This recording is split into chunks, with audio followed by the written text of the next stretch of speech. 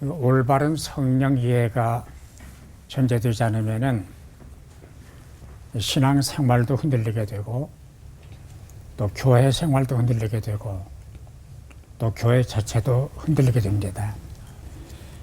먼저 성령은 누구신가? 잘 아시겠지만은 성부, 성자, 성령 삼위일체 하나님이십니다. 그리고 인격적 존재이십니다. 들으시고 느끼시고 인도하시고 우리와 함께 하시고 하나님이시기 때문에 사람의 성령을 조종한다든지 사람의 성령을 좌지우지한다든지 사람의 성령을 누구에게 준다든지 이게 있을 수도 없고 있어서도 안 됩니다. 그럼 성령 충만이란 뭔가? 한마디로 말하면 성령님의 지배를 받고 사는 삶을 말합니다. 아멘. 성령 충만은 일회적 사건도 아니고 과거 완료형이 아닙니다. 오늘 충만해야 되고 그리고 미래 완료형입니다. 우리가 주님 앞에 서는 날 완료가 될 거예요. 그래서 시제상 과거 완료형이 아니고 현재 진행형이고 미래 완료형입니다. 계속 성령 충만해야 되는 겁니다. 뭐 방언을 한다, 예언을 한다, 병을 고친다 이런 현상들은 성령을 충만히 받은 사람이 주는 은사일 뿐이지 그 자체가 성령 충만은 아닙니다. 성령 충만은 그리고 삶을 통해서 드러납니다. 그 사람이 성령 충만한가 충만하지 않은가를 보려면 그의 삶을 지켜봐야 돼요.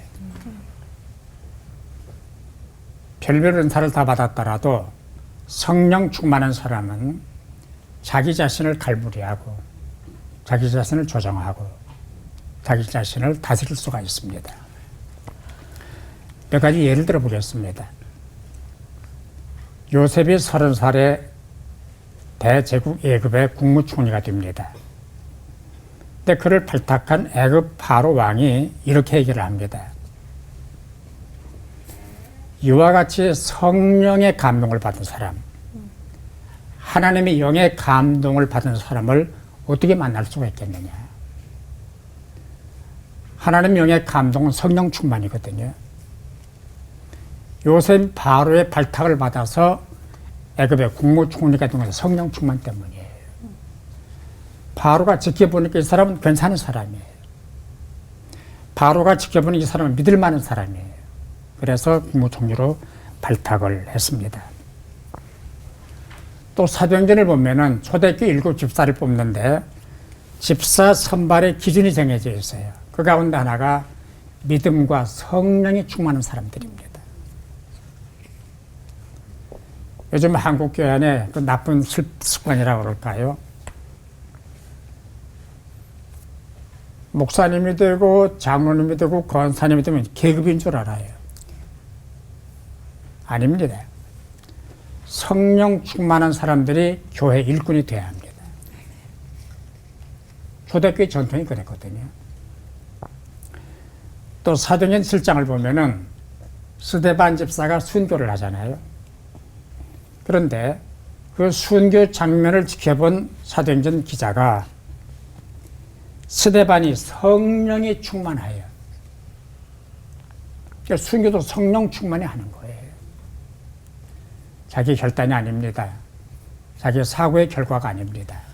성령이 충만했기 때문에 스데반이 순교를 하게 됩니다. 그러면 성령 충만한 사람의 삶은 어떤 삶인가? 좀 생각을 해보겠습니다. 말씀드린 대로 성령님의 이끄심을 따라 사는 사람이에요. 자기 주장과 자기 소견과 자기 사고를 포기하고 성령님의 인도를 따라 사는 사람. 이 사람이 성령 충만한 사람이에요. 그리고 날마다 성령님을 기쁘시게 해드리고 또 성령님과 동행하는 삶. 은사를 체험하는 게 아닙니다. 성령님과 동행하는 삶이 성령 충만한 삶입니다. 정리를 하겠습니다. 그러면 성령을 충만히 받으면 어떻게 해야 되는가? 성령님께 나를 맡겨야 합니다. 그러니까 수영을 할 때 내가 물에 들어가서 물에 나를 맡기면 내가 뜨거든요. 네. 내가 물을 지배하려고 그러면은 물이 나를 띄워주질 않습니다. 물에게 나를 맡기면 물이 알아서 나를 띄워주는 거예요. 자기의 주장, 자기의 경험, 자기의 습관을 포기하고 성령님께 맡기는 것이 성령을 충만히 받는 비결입니다. 아멘. 그리고 더 중요한 거는 누가복음 11장 말씀인데요. 구하라, 찾으라, 문을 두드리라. 구하는 자에게 성령을 주시지 않겠느냐 그랬습니다. 성령 충만을 구해야 됩니다. 성령 충만을 간구해야 됩니다. 나에게 성령을 충만히 주십시오. 성령님의 임재를 기도하고 간구하고 그리고 나를 맡길 때 우리가 성령 충만한 삶을 살 수가 있습니다. 기도하십시다. 성령님 우리 가운데 오셔서 우리들을 주장하여 주옵시고 우리 한 사람 한 사람을 성령님의 도구로 사용하여 주옵소서. 아멘. 나를 버리고 나의 생각과 나의 고집과 나의 주계를 주님께 맡겨버리고 성령님을 의존하고 사는 종들 되게 하여 주옵소서. 아멘. 우리 모두가 성령 충만하고 한국교회도 성령 충만한 교회가 되게 하여 주옵소서. 예수님의 이름으로 기도하옵나이다. 아멘. 아멘.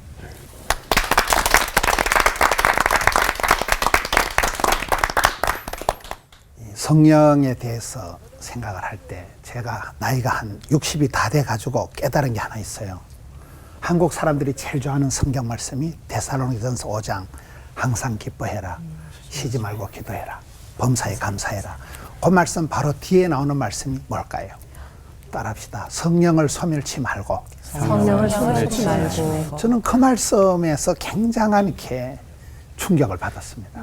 우리가 항상 기뻐하고 쉬지 않고 기도하고 범사에 감사하기가 어려워요. 항상 웃고 다니면 정신없는 사람이죠. 이 굉장히 이게 어려운데 이게 가능한 것이 저는 데살로니가전서 5장 16절, 17절, 18절이 아니라 그 19절에 있는 말씀. 성령을 소멸치 말고 그 말씀에 답이 있다고 보는 거예요. 하나님이 성신을 거두어 가시면 우리는 아무것도 할 수가 없는 존재예요. 그래서 성도의 신앙생활의 원리는 성령님과의 관계다. 사도행전부터 보면 오직 성령이 임하실 때 권세한 능력을 받고 우리가 땅끝까지 끝날까지 비로소 정인이 가능한 거예요. 아까 우리 박 목사님 말씀 중에 순교도 성령의 충만함을 받아야 가능한 거거든요. 힘으로 깡으로 내 마음대로 될 수 있는 게 아니다 이 말이에요. 그게 에베소서에 가서 보면 5장에 15절에 너희가 자세히 주의하여 지혜로운 사람이 되고 어리석은 사람이 되지 말고 오직 성령의 충만함을 받아라.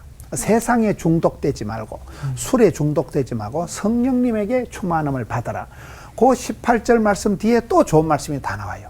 시와 찬미와 신령한 노래로 화답하고 피차 복종하고 범사에 감사하고 자녀들이 순종하고 부부간에 존경하고 이게 솔솔솔 흘러가는 거예요.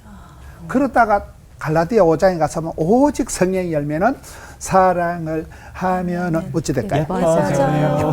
사랑과 희락과 화평과 온유와 그게 사람한테 좋은 게 다 나와요. 소위 그 IQ가 높은 사람, 인텔리전스 코어션트, 지능지수가 높은 사람은 조금 독한 것들이 많대요. 근데 EQ, 이모셔널 코어션트, 감성지수가 높은 사람들이 원만하고 따뜻하고 그렇잖아요. 그 감성지수가 높은 사람의 특징이 갈라디아 5장의 성령이 9가지 열매하고 비슷하다는 거예요. 사랑과 희락과 이 좋은 것이 다 나타나는 거예요. 그래서 저는 이렇게 성령님과의 관계가 중요하다. 아까 박종수 목사님 말씀 중에 요셉 얘기를 하셨는데 창세기 41장 38절에 가서 보면 요셉이는 하나님의 성령님이 감동한 사람이다.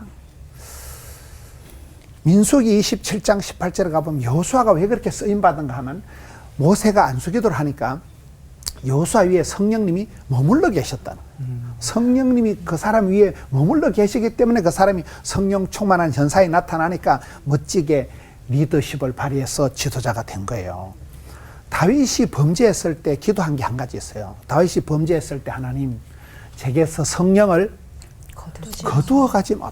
하나님이 성신을 거두어 가시면 지까짓게 생쇼를 해도 안 되는 거예요. 그래서 오직 성령이 임하실 때 우리가 비로소 사람 역할을 할 수 있는 거예요. 성령님과의 관계가 가장 중요하다는 거예요. 성령을 해방하지 말라, 성령을 근심되게 하지 말라, 성령을 소멸하지 말라. 성령님과의 관계가 얼마나 내가 민감하고 민첩하느냐.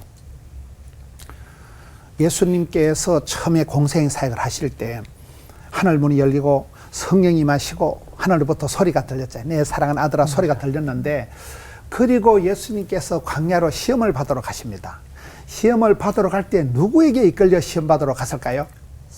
많은 사람들에게 보면 마귀에게 이끌려 갔다고 착각을 하는데 아니고, 마태복음 4장 1절에 보면 성령님에게 이끌려서 마귀에게 시험을 당하시고 40일을 금식기도 하신 거예요.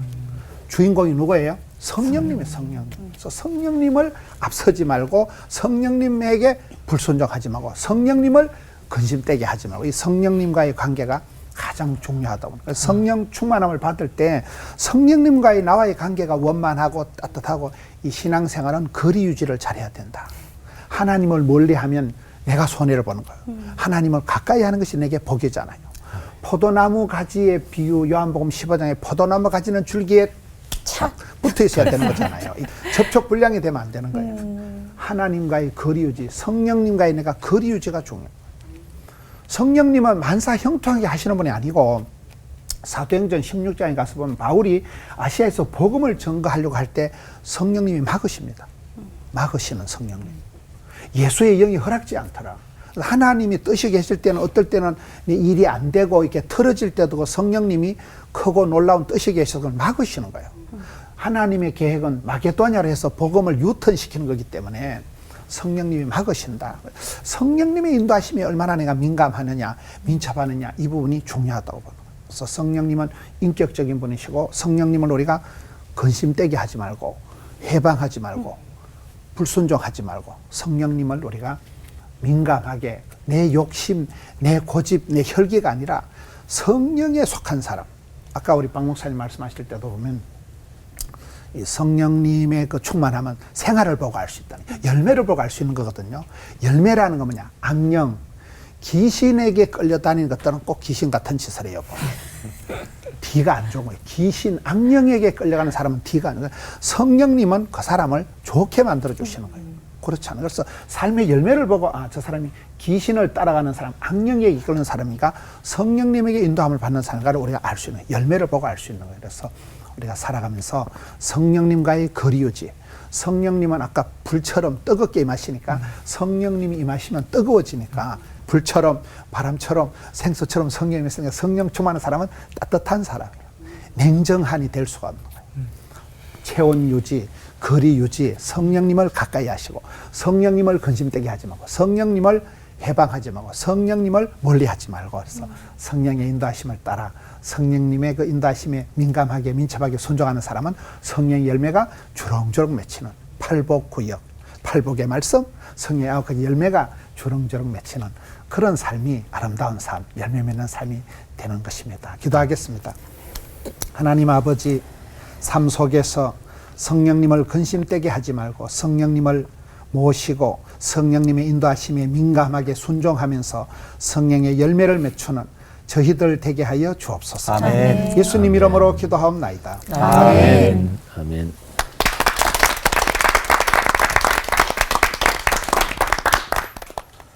성경 창세기부터 요한계시록까지요. 전체 성경에서 성령님, 이게 제일 처음 나오는 게 창세기 1장 2절입니다. 하나님의 신은 수면 위에 운행하시니라. 그러니까 하나님의 신, 성령님이죠. 구약 성경에 성령 하나님, 하나님의 신, 하나님의 영, 성령에 대한 언급이 굉장히 많이 나오죠. 그런데 구약 성경에 나오는 성령의 역사는 사람에게 역사하시고 다윗에게도 감동하셨고 또 사울에게도 감동하셨고, 그런데 사울에게 감동하신 성령님은 사울이 교만해지자 사울을 떠나셨습니다. 근데 구약 성경에서 성령께서 역사하셨다가 다시 떠나시기도 하고 또 어떤 사람에게는 계속 성령이 머물러 계시기도 하고 그런데 이제 구약 성경에 에스겔서, 예레미야서 이런 예언서 같은데 특별히 집중적으로 나오는 성령에 대한 언급이 있어요. 그거는 언젠가 미래에 하나님의 영이 오신다. 성령이 오신다. 그러면 그 성령이 오셔서 크게 보면 두 가지가 나타난다. 이렇게 말씀하세요. 첫째는 하나님이 우리 안에 들어와서 사신다. 이런 거죠. 그러니까 안에 들어와서 계속 머물러 사신다 이거고요. 두 번째는 하나님의 말씀을 우리의 마음에 새겨주신다. 이거죠. 이거는 구약에서는 이루어지지 않은 일이에요. 그러니까 성령 하나님은 천지를 창조하실 그때부터 활동하셨지만 그런데 구약시대 계속 활동하시면서 하나님께서 약속을 주시는데 언젠가 미래에 성령이 오신다. 그러면 구약시대에는 없었던 두 가지 일이 생긴다. 첫째는 하나님이 우리의 마음과 영혼 속에 아예 들어와서 사신다. 두 번째는 하나님의 말씀, 구약시대에는 모세가 깎아 가지고 올라간 돌판에 하나님의 손가락으로 십계명을 써주셨고 또 하나님이 주신 말씀을 모세가 양 가죽이나 이런 데 기록을 했겠죠. 그런데 성령이 오시면 하나님의 말씀을 그 거룩한 법을 마음에 새겨주신다. 이게 이제 구약의 위대한 예언의 말씀입니다. 자, 그러면 신약으로 넘어와서 성령의 충만 또 성령이 오신다. 여기하고 연관된 제일 유명한 구절이 무엇일까요? 술 취하지 말라 이는 방탕한 것이니 오직 성령의 충만을 받으라. 이것도 뭐 굉장히 유명하고요. 또 성령의 열매 이것도 참 유명하고. 근데 제가 가만히 생각해 보니까 그래 뭐니 해도 사도행전 1장 8절이지 이런 생각을 했어요. 오직 성령이 너희에게 임하시면 같이 하자 그러면 혹시 시험 들까요? 아니요. 그거 되실까봐 시험 안 드실 것 같지. 오직 성령이 너희에게 임하시면 너희가 권능을 받고 예루살렘과 온 유대와 사마리아와 땅끝까지 이르러 내 증인이 되리라 하시니라. 아멘. 근데 한국교회는 우리 목회자들도 그렇고요. 또 한국교회 지도자들이 이 사도행전 1장 8절을 복음을 강력하게 전해야 된다. 전도해야 된다. 선교해야 된다. 이렇게 이 구절을 많이 설교하고 강조했어요. 그건 맞는 얘기입니다. 정확한 얘기예요. 그런데 오늘날 한국교회의 모습을 보면 선교가 전도가 벽에 부딪혔어요. 발목이 잡혔어요. 무엇 때문일까요? 예수 그리스도의 복음 자체에 문제가 있을까요? 당연히 아니죠.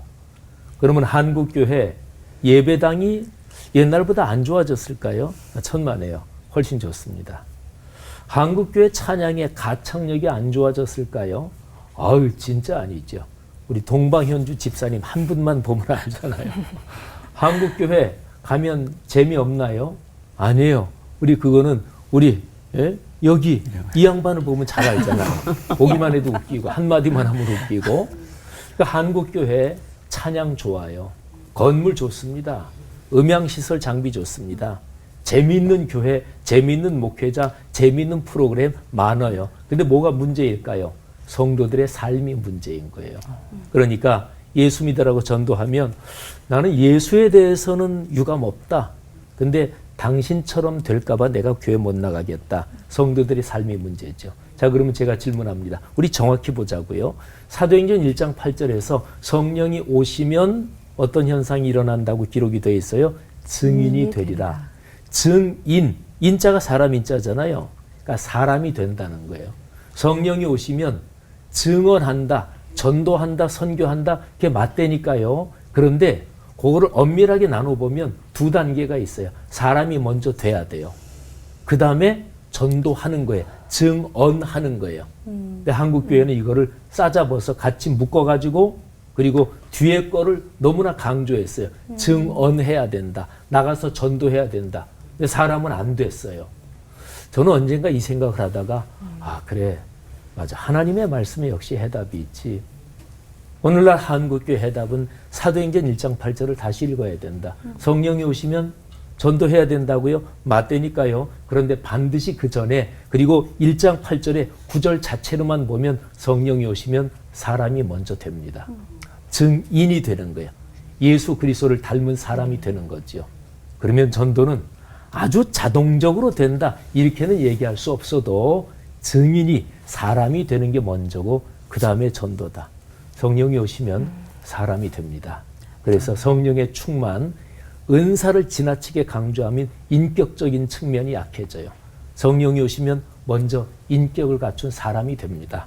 그 다음에 은사는 부수적으로 나타나는 것이고 전도도 그 결과로서 하는 것이고, 그러니까 성령 충만의 본질적인 현상 자체는 사람이 바뀌는 거다. 인격이 성숙하는 거다.